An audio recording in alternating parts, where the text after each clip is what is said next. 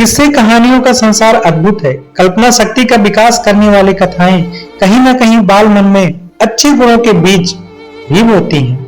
तो आइए हम पौराणिक कहानियों के माध्यम से आपके बच्चों को इतिहास के महान पात्रों से मिलवाते हैं। दोस्तों, प्राचीन काल में सत्यव्रत नाम के राजा राज करते थे।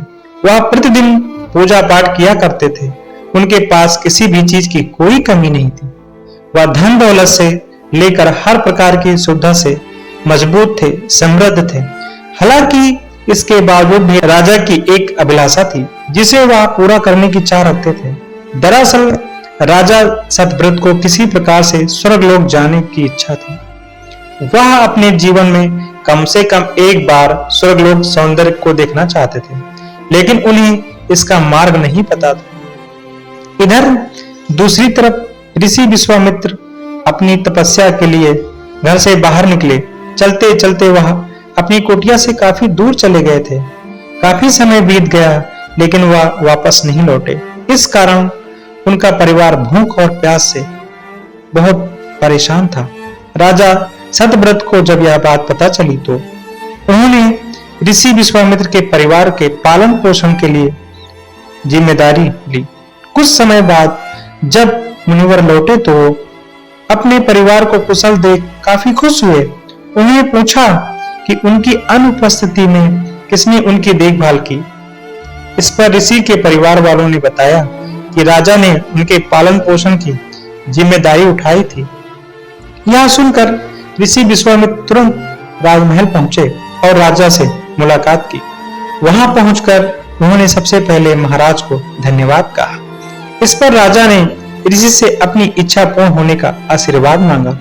राजा की बात सुनकर ऋषि विश्वामित्र ने कहा, बोलिए महाराज, आपको क्या वरदान चाहिए।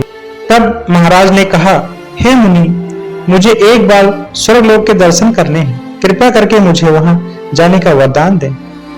राजा की प्रार्थना सुनकर ऋषि विश्वामित्र ने एक ऐसा रास्ता बनाया जो स्वर्गलोक की ओर जाता था। यह देख राजा सत्यव्रत बहुत खुश हुए। वह तुरंत उस रास्ते पर चल पड़े और स्वर्गलोक पहुंच गए।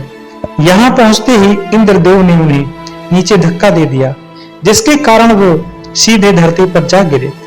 राजा सत्यव्रत ने तुरंत सारी घटना ऋषि विश्वामित्र को बताई। राजा की बात सुनकर ऋषि विश्वामित्र गुस्से से आग बबूला हो उठे। उन्होंने तुरंत सभी देवताओं से इस बारे में बात की और इस समस्या का हल निकाला, जिसके बाद राजा के लिए एक नया स्वर्गलोक बनाया गया।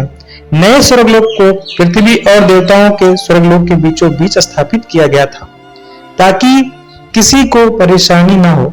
नए स्वर्गलोक से राजा सत्यव्रत तो बहुत खुश हुए, लेकिन विश्वामित्र को एक चिंता लगातार सता रही थी। उन्हें डर था कि नया स्वर्गलोक कहीं जोरदार हवा के कारण गिर न पड़े।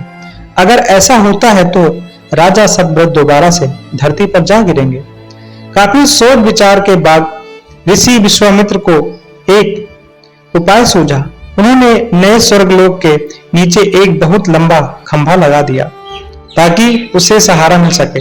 ऐसा मान्यता है कि नए स्वर्गलोक के नीचे लगाया गया खंभा एक विशाल पेड़ के तने के रूप में बदल गया। यही नहीं, कुछ समय पश्चात जब राजा सत्यव्रत की मृत्यु हुई तो उनका सिर एक फल में बदल गया। तभी से इस खंभे को नारियल का पेड़ कहा जाने लगा, जबकि राजा का सिर नारियल के रूप में जाना गया। यही कारण है कि नारियल का पेड़ इतना लंबा होता है। इस कहानी से हमें दोस्तों यह सीख मिलती है कि अगर सच्चे मन से किसी की मदद करें तो हमारी हर ख्वाहिश पूरी हो सकती है। दोस्तों, अगर ये कहानी आपको अच्छी लगी हो तो प्लीज लाइक करें, हमारे चैनल को सब्सक्राइब करें और अपने सुझाव भी हमें साझा करें। Thank you so much.